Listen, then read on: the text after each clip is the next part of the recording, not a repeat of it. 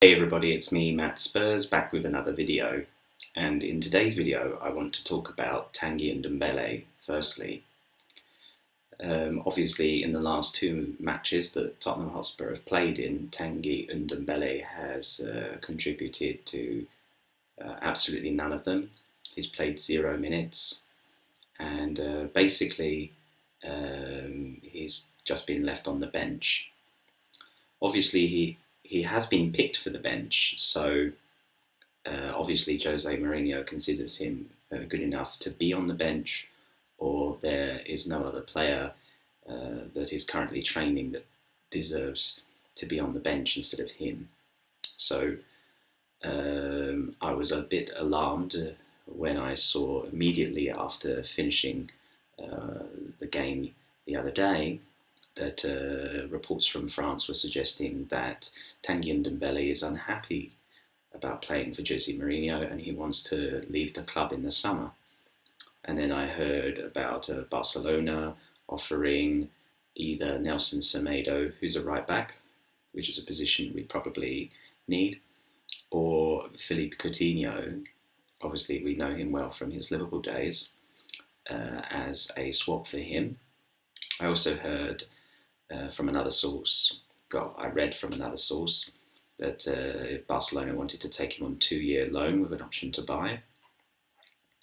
And I also saw that Bayern Munich were prepared to swap him for Collison Tolisso, who is a French international midfield player who plays Bayern Munich. I also saw reports as well from The Athletic and Football London that Tanguy Ndombele is prepared to stay, and that maybe Jose Mourinho is waiting to purchase a new defensive midfielder.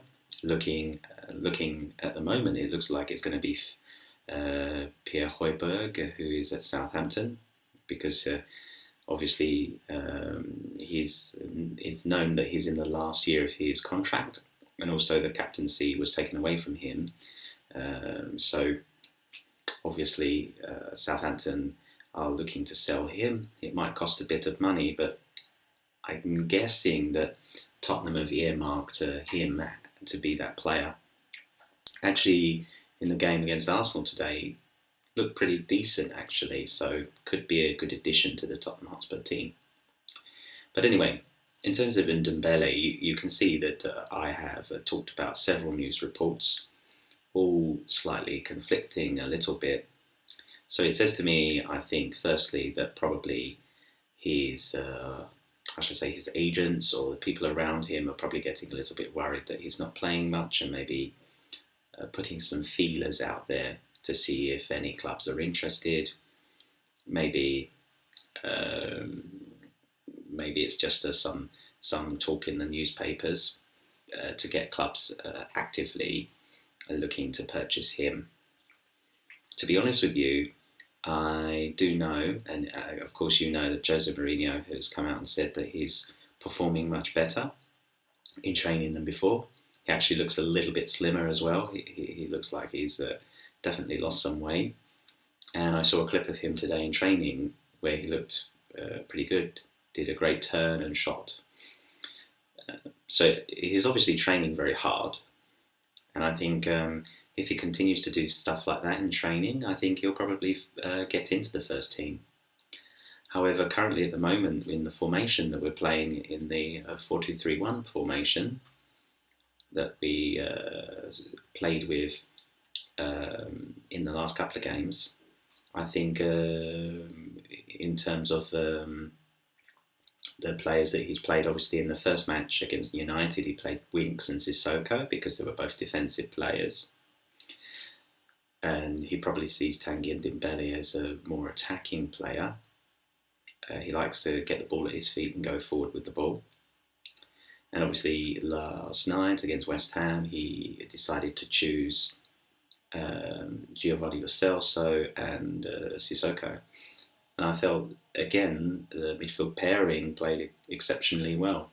So even for me, if Tanguy Ndombele wants to force his way into the team, he has to do a lot more in training probably, and when he gets minutes, he has to really train hard.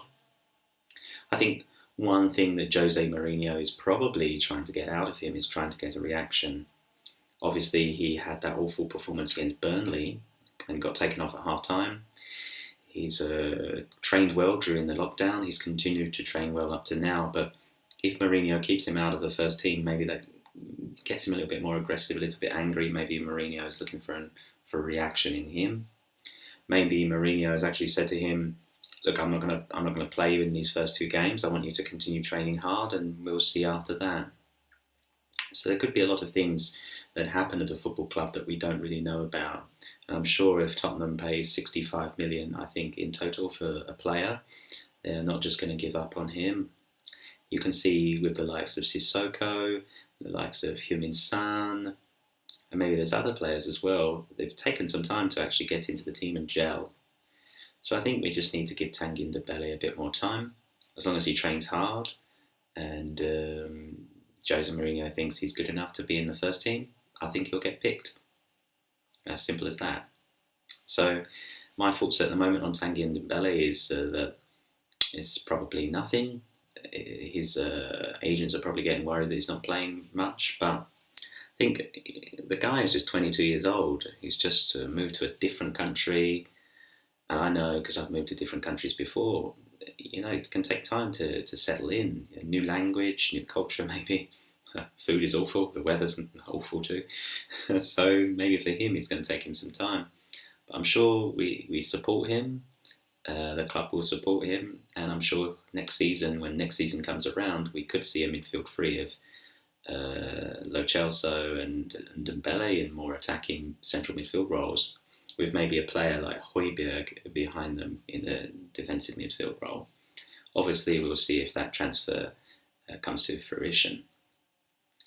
Actually, in terms of transfers, there is one transfer that I saw that Tottenham Hotspur are interested in, and it is their interest in central defender Kim Min-Jae, I think is the name, from South Korea. So Sonny's teammate, and he's currently playing at Beijing Guoan. And in some of the clips I've seen of him, looks pretty decent. He's got a great header on him, can score from corners, a bit like Toby, and he looks like a beast. He's a big guy. I think he looks like a beast, basically, and I think he'll be a good addition to the back line of Tottenham Hotspur.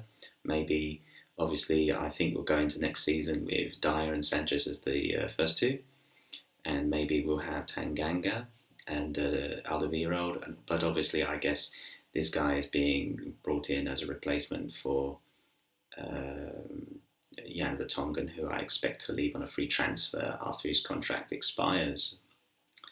So he looks good, and actually the source where it comes from is Xinhua, which is the state media in China. So I think there is some, I'm not saying we should believe it 100%, but I'm just saying it's a good source, it's a reputable source in China. So it could be something that comes to fruition.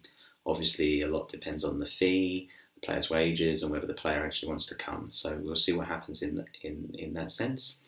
And maybe next season we'll have 2 South Koreans in our team, which would be excellent.